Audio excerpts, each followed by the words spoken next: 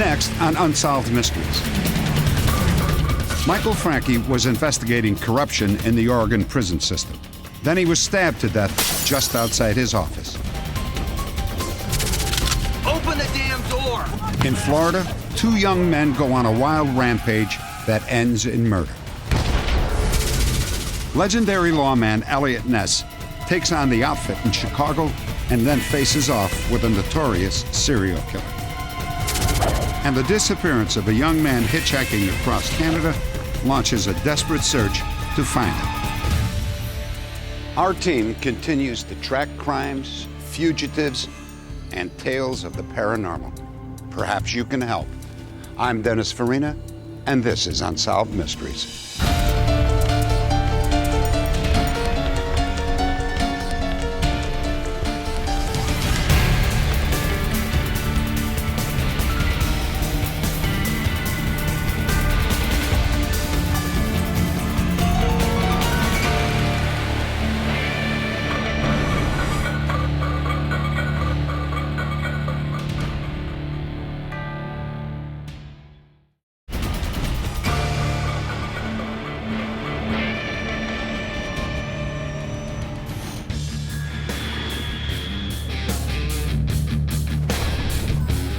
When deadly prison rioting broke out in New Mexico, killing 33 prisoners, state official Michael Franke was brought in to completely revamp the troubled prison system. You develop a calcified resistance to change. Mike was very much his own man, not a follower in any sense of the word. He loved making decisions. He liked tackling difficult problems. He had a very quick mind. He did such a good job that the governor of Oregon brought him in to do the same thing there. But apparently Michael did too good a job. Just after he completed the investigation, he was found stabbed to death outside his office. Michael Franke was the best selection that the governor made in all of his new appointments. And I think we all felt that there was going to be some very, very good things happening in corrections. We were all excited about him, and I really can't tell you just how much of a shock it was when he was murdered. Before he died, Michael Franke told his family that he was going to blow the lid off of corruption in the Oregon prison system. He would also implicate several top government officials. The DA said Franke's murder was a botched robbery, but his family insists that he had uncovered a conspiracy of silence. I was told by my superiors to keep my mouth shut and mind my own business, or I'd be looking for a job. The three main criminal activities that I observed working in corrections was the introduction of drugs into the institution, falsifying of records, and thefts of state property. Basically, anything that was not nailed down was subject to be stolen. There was a constant flow of drugs being brought into the institutions. One of the most common ways was staff bringing them in their own lunch buckets because there was no searches being conducted on staff as they entered or left the facility. When Mike came in, he's got a good old boy system to contend with. A lot of these guys have been here for 20 or 30 years. The system has run the way they want it to run for that, so here comes some guy from out of state who has all these high-minded ideas about what he's going to do, and it just rubbed a lot of them the wrong way. Michael knew he was juggling political dynamite and that it could blow up in his face at any moment. He had uncovered, and he said, an organized criminal element in the system, and that he was going to do a thorough house cleaning immediately after the first of the year, and that his quote was, a lot of heads were going to roll. Hello. I called Michael. Who's this? And he said that he was going to go before the legislature and clean house the following Wednesday. Well, you did that in New Mexico. You cleaned house before.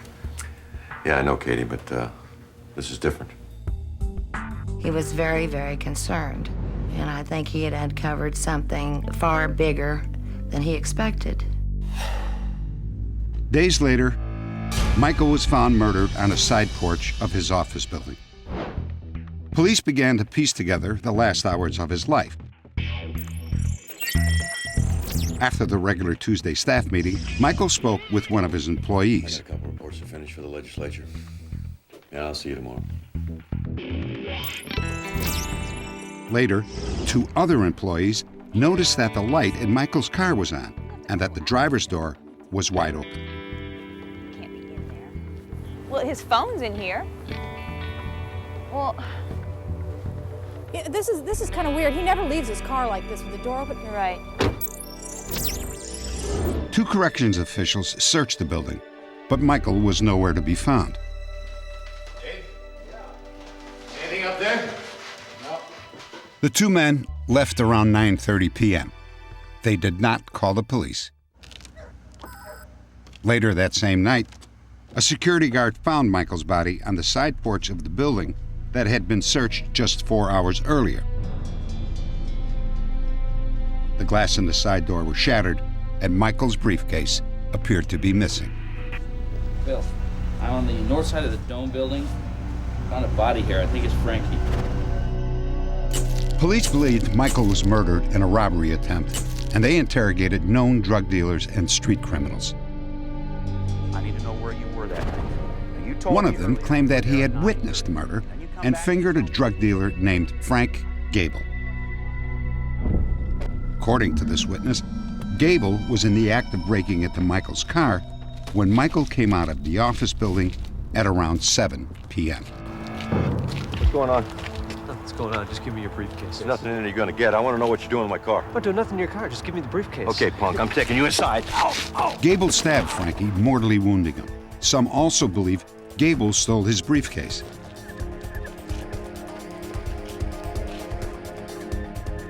Michael staggered up the stairs of a side entrance to the building. He broke the glass door in a desperate attempt to get back into his office.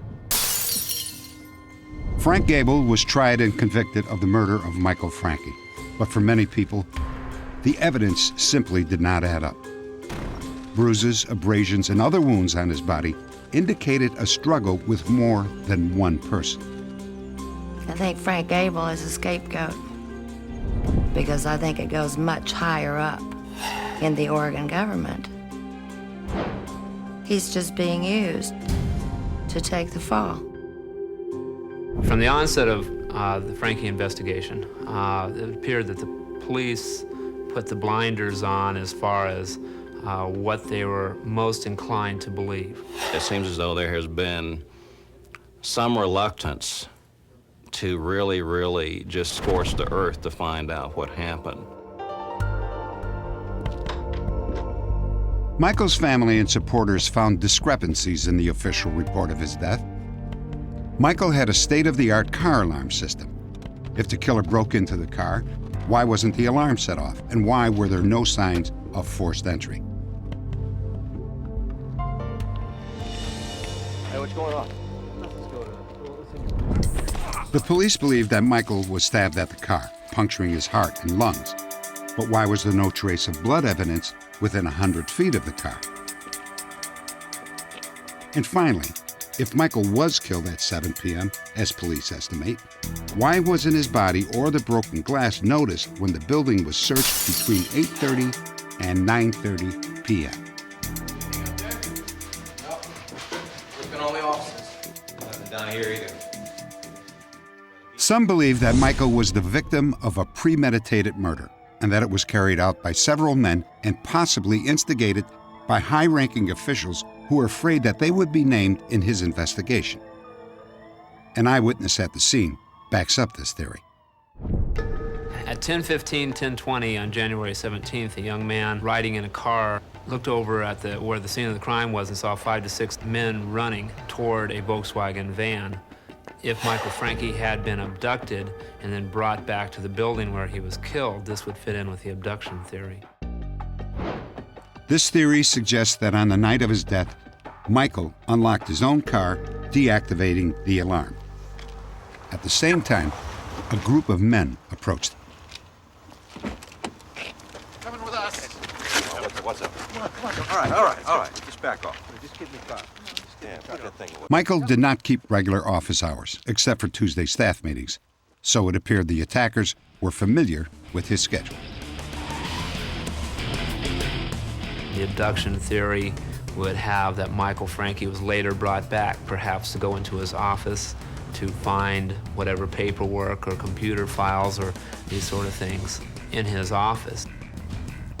All right, let's go up to the office. What for? Computer tapes. I don't have any. Once there, he gets out of the car, perhaps sees his only chance for getting away, tries to make a break for it, perhaps receives one or more of his wounds at that time, goes to the north porch where he is finished off.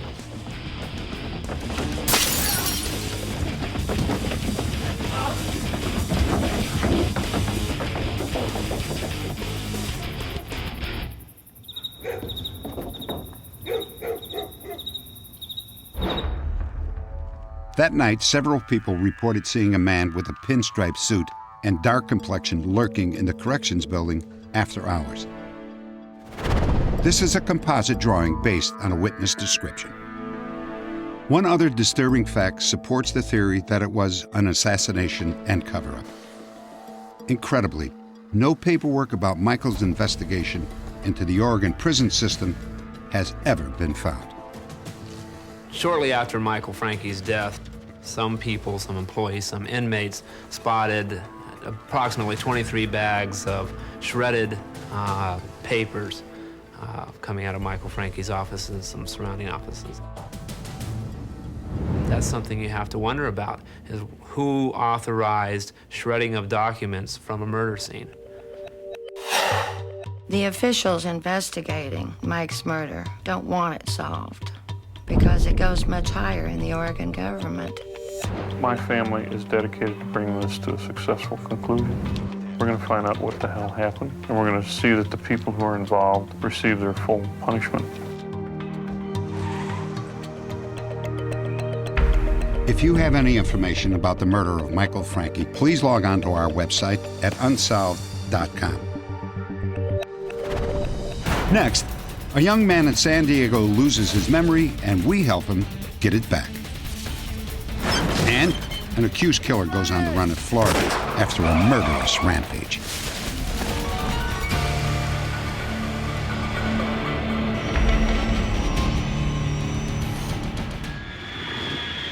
San Diego, California. We recently aired the story of a young man who walked into a homeless shelter with no idea who he was or where he was from. You're literally nothing, and you feel so empty. It's very lonely and painful to be empty. Doctors were baffled by his memory loss. I want you to follow the sign. The only clue to his identity was a Boston library card with the name Pierre April. Update.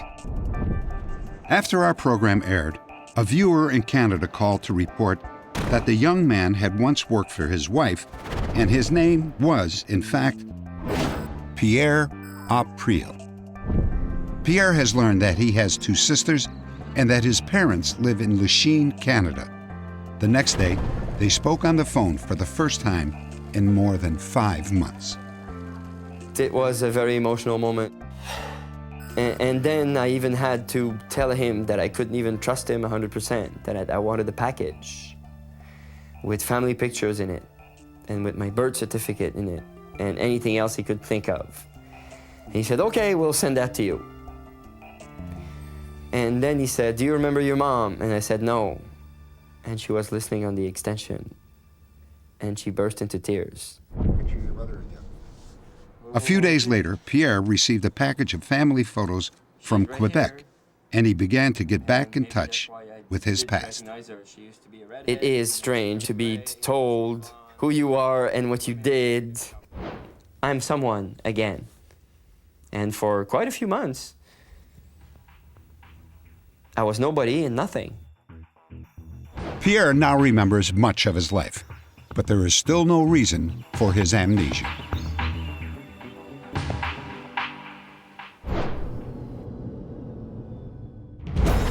Our next story is about two cousins. Albert Leon Fletcher and Douglas Porter. The two of them broke into a Florida home on April Fool's Day and stole several weapons, including a sawed-off shotgun. That was just the beginning of a bloody rampage. The next day, Lakeland, Florida. Two couples stopped at a local grocery store. Fletcher and Porter pulled up right behind them. Jerks. Oh, yeah. Get in here with us, go play? Come on. You come over here. Oh, yeah. Come on. Come on. We want to play with you. Come on. I love you. Hey, what's your problem? They start yelling at me. At that time, you know, something come over me. I was just enraged, and I took off after him.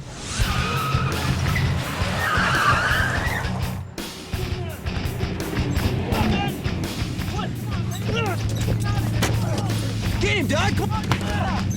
He poked the barrel right in my eye. The only thing I could think of is to get the gun out of my face, so I pushed it forward. I thought they were out to really hurt somebody that night. They were on a mission to kill somebody, mess with somebody all night long, you know, and they didn't have any remorse whatsoever for what they were doing. 1 hour later, they struck again. 16-year-old Jason Hartman worked nights at a pizza parlor. On that night, he couldn't start his car. Hey, what do you want? Open the door! No. Open the door now! No. Open the damn door! Open up! Hurry up! What's the matter? Luke, you gotta call the police. This guy out there just tried to steal my car. Come on. Come on, let's get it.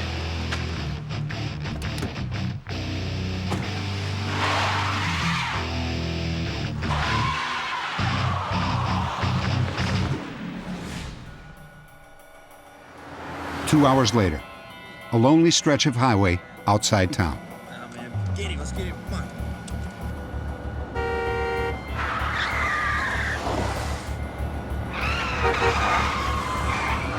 Pull over, man.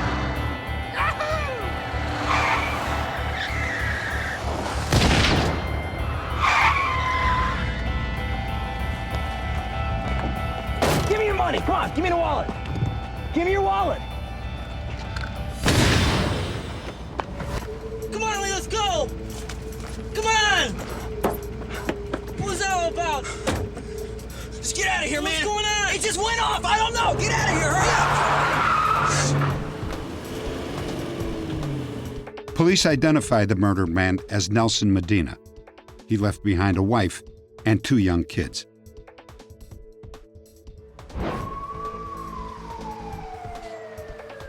While police were at the scene of Medina's death, another officer spotted Fletcher and Porter across town. Driver, step out of the vehicle, please. I need to see some identification. You too. What's the problem? Just let me see some ID.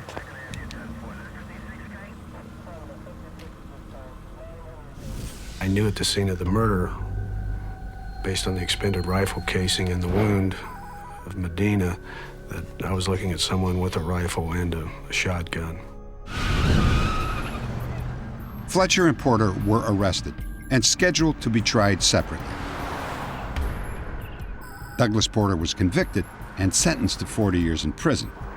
But Albert Leon Fletcher escaped before he could be brought to trial. What are you looking at?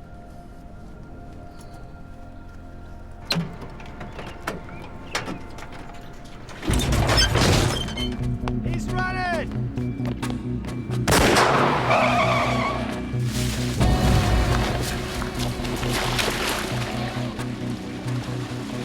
I worked homicide for 9 years.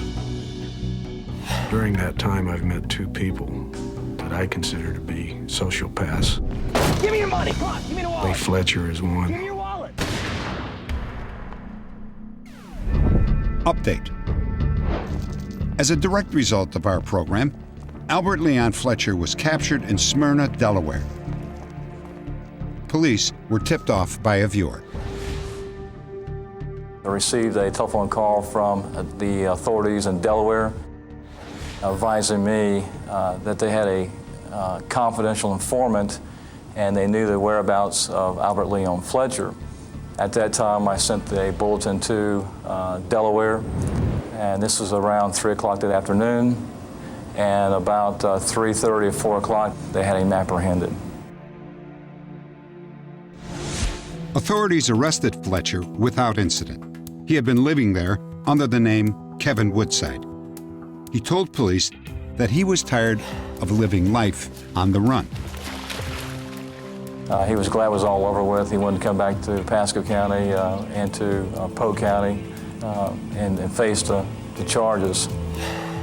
Albert Fletcher is now in a Florida prison serving a life sentence for murder. Douglas Porter, he served his time and has been released. When we return, the Untouchables legend Elliot Ness tracks an elusive serial killer.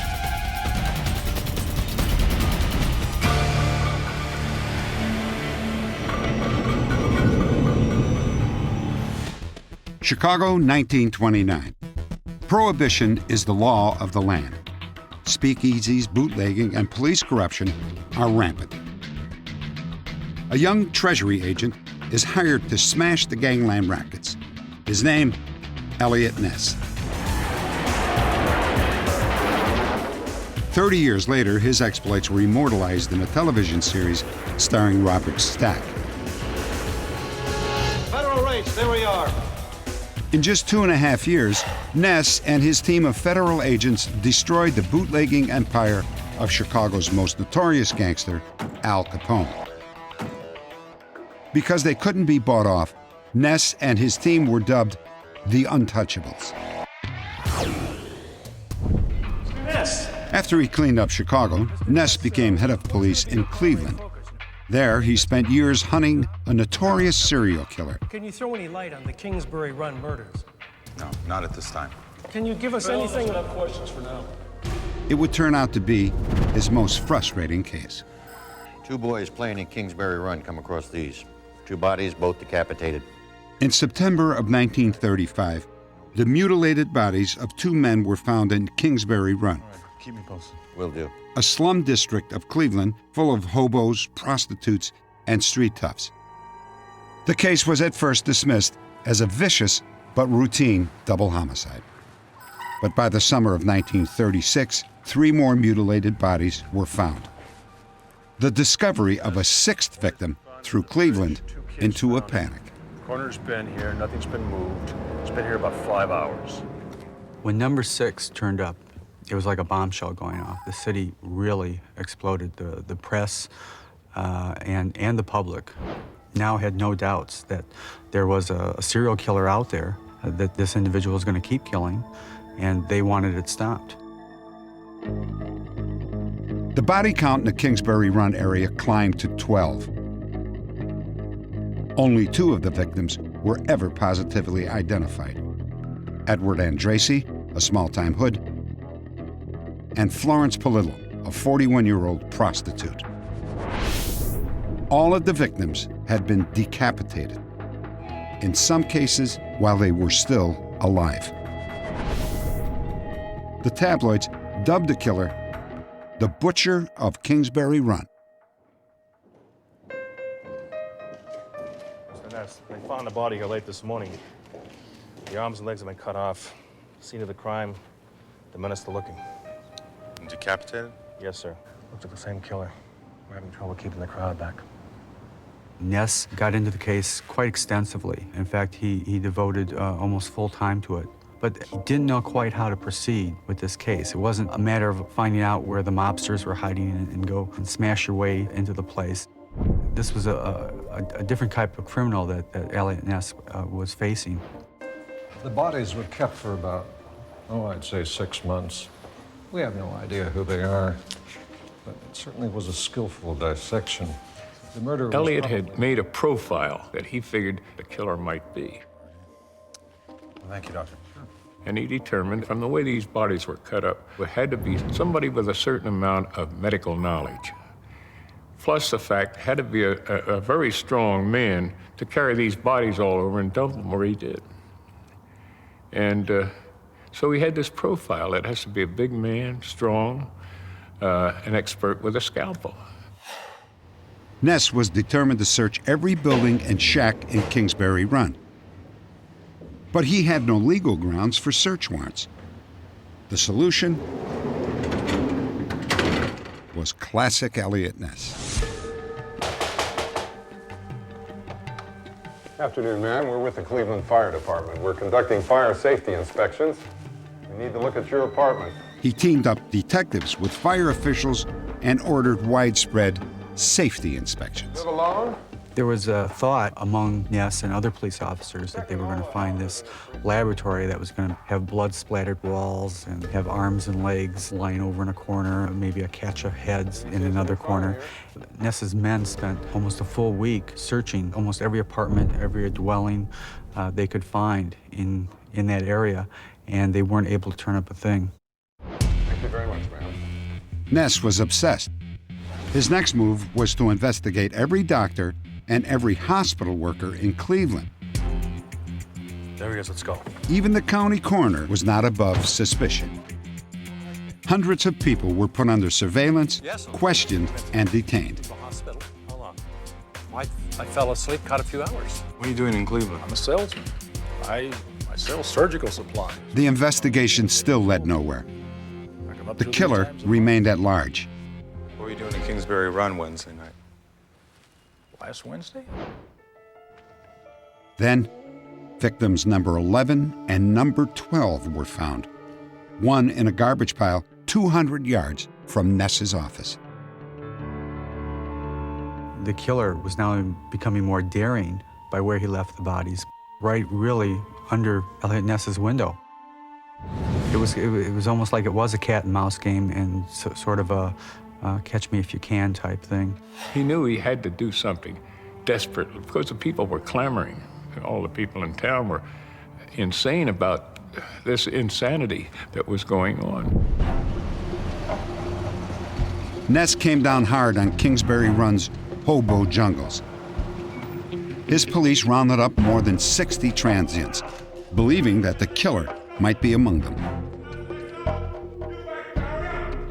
This was his old untouchable style of raid, where you know where the bad guy is and you go in and get him. And he really thought that this might work, but it completely backfired for him. There was a great wave of public opinion that this was the act of a desperate man and that his tactics had been brutal and they didn't really solve anything.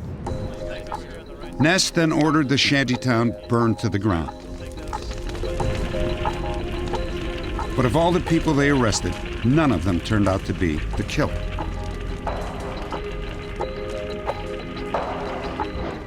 Experts say that Elliot Ness did eventually target a prime suspect.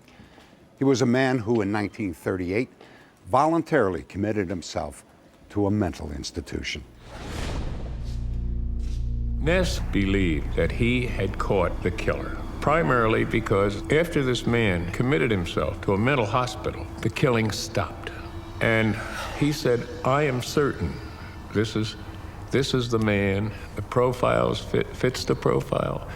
And if Ness had accused this man, whose family was socially prominent, he could have been libelous and been sued. Ness later received several postcards from a patient in a mental institution.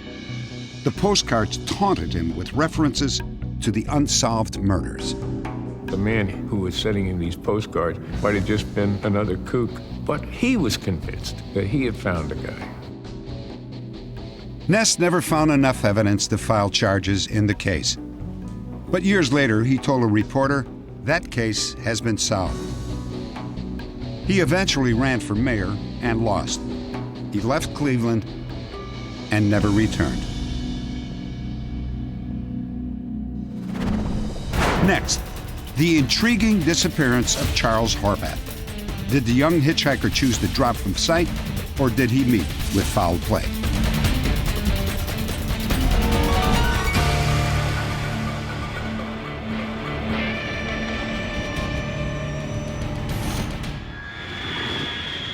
Kelowna, Canada.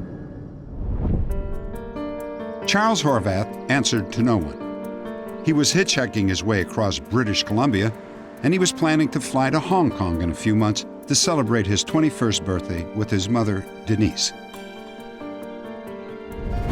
But before Denise could make final arrangements for the trip, Charles disappeared. I telephoned the RCMP repeatedly begging them to look for Charles because I was so concerned that something was wrong.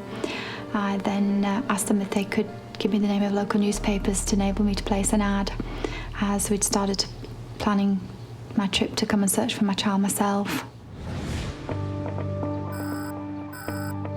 Denise flew from England to Kelowna to search for her son. She put up flyers all over town and soon heard from a woman named Joanne Zebroff. When I first met Charles, it was of this charming, good-looking guy who was obviously new to Canada. And I really liked him. I thought, oh, here's a unique person. That's my mom. She's gorgeous. Yeah. He loved his family. He showed me pictures. He was so proud of all these photographs of his mother. They were very close. It was obvious they were close. The last time Charles dropped by the apartment to visit Joanne, he arrived unexpected. Hello? Is it Joanne? Yes, it is. Joanne's brother was in town for a special family reunion, and the Zebroffs politely refused Charles' request to come up and visit. Actually, it isn't a very good time right now. He went, but it's Charles. And like, of course you're going to let me up. And we just couldn't. We're having a family dinner. I'm sorry.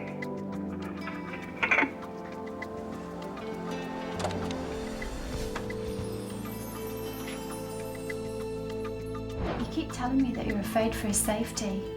Why? What is it you know that? Denise learned that while he was in Kelowna, Charles stayed at a campground in a rough part of town. Who else was there? Can you remember anybody else? I wanted to go over to the campsite to inquire, but I was very apprehensive of going. Eventually, I had the courage and went across to see them to see if they remembered Charles. I'm looking for my lost son, Charles Horvath. The campground manager said that Charles left quickly, leaving his tent and all his possessions. Yeah. I was just numb.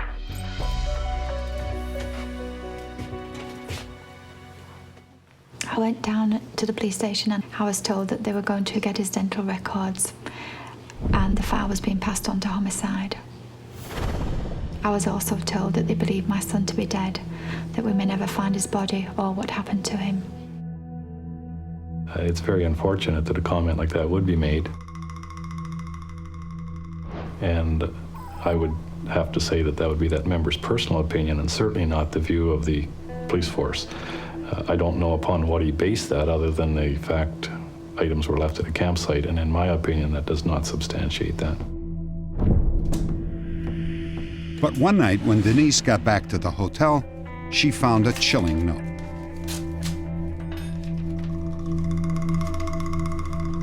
I seen your ad in the paper, looking for your son. I seen him May 26. We were partying and 2 people knocked him out, but he died. His body's in the lake by the bridge.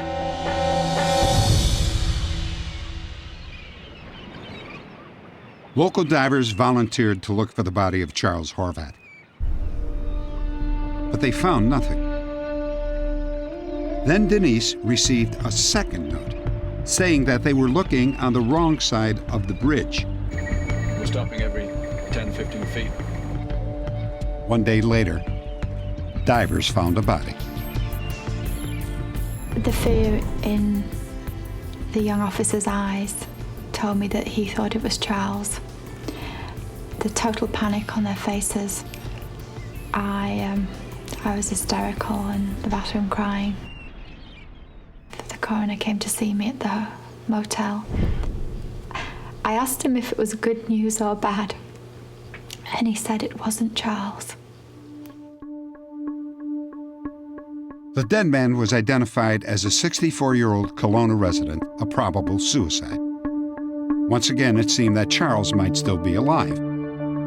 Then, a man named Gino Borden came forward, claiming to have seen Charles just before he disappeared.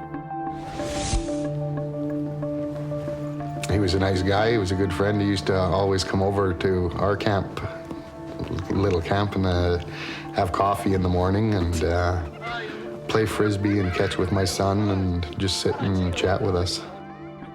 What should I do with him? Should take him to Hong Kong with you. That's it. Pack him in my suitcase. Ready to go. He was a friendly guy, a real friendly guy, probably too friendly. He seemed, I don't know, naive on that there about, like he wasn't, he'd talk to anybody, he'd make friends with anybody. Gino last saw Charles during an all-night party at the campground. The next morning, Gino woke up to find Charles gone and his things left behind.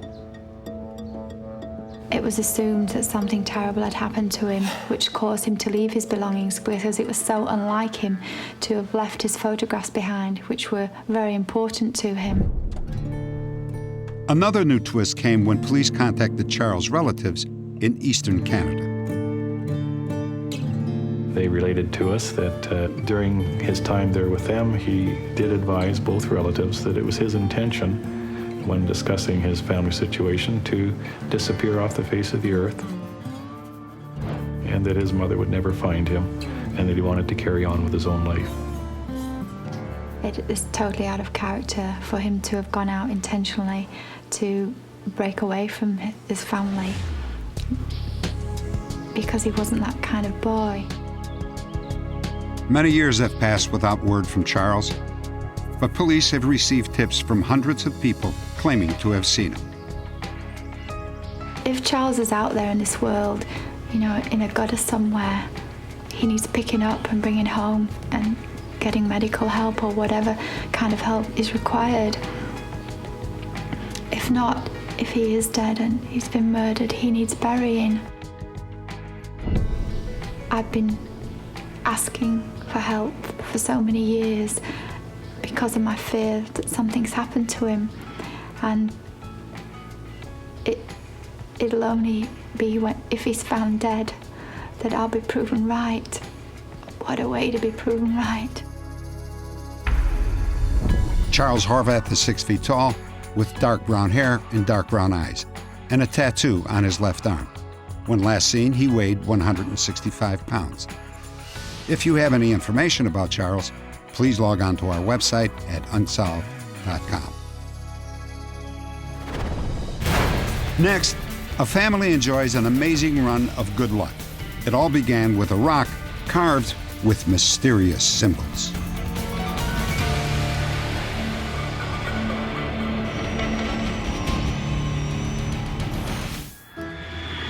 In the state of Washington, an unusual discovery.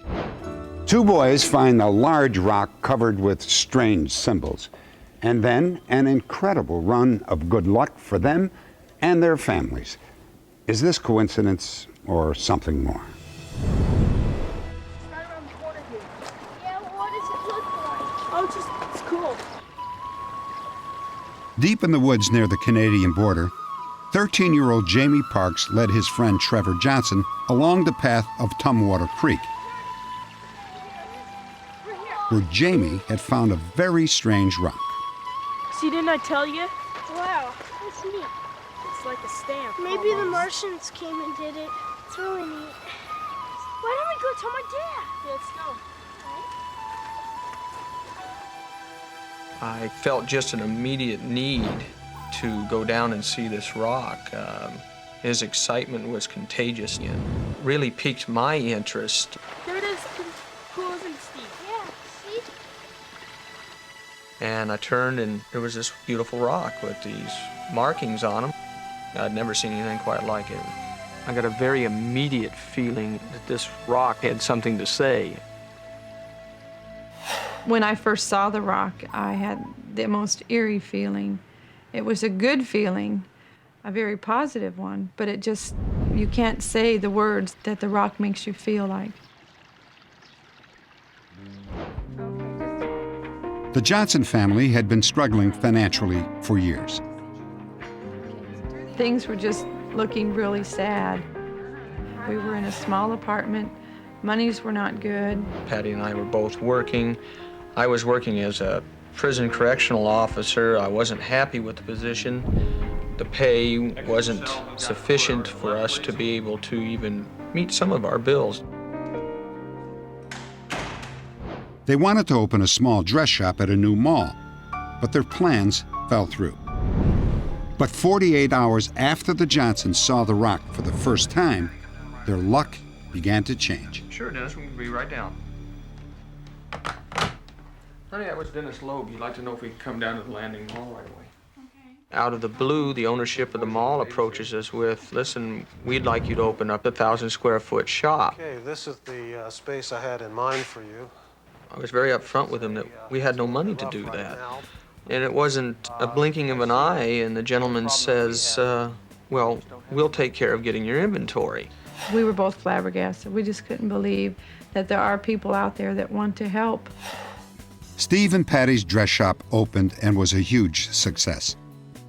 In less than a month, Steve was able to buy the mall's movie theater for a very low price. And a month later, he opened a candy store, his third successful venture in the mall. The Johnsons are convinced that their good fortune was related to the magical powers of the rock. Looking back at all the wonderful things that have happened, we're spending more time with our family, good quality time. Our income has grown to a point that we're actually being able to start to pay back people that have helped us over the years, and those type of things bring a lot of pleasure to us. I don't know if it's superstition or not, or if it's good luck, but it just seems like since that's happened, things have changed and things have come about for us. It would be easy to dismiss the Johnsons' belief that they owe their run of good luck to the mysterious rock and its cryptic symbols. Was it coincidence or magic? Perhaps whoever carved those symbols has the answers, but more than likely, we'll never know.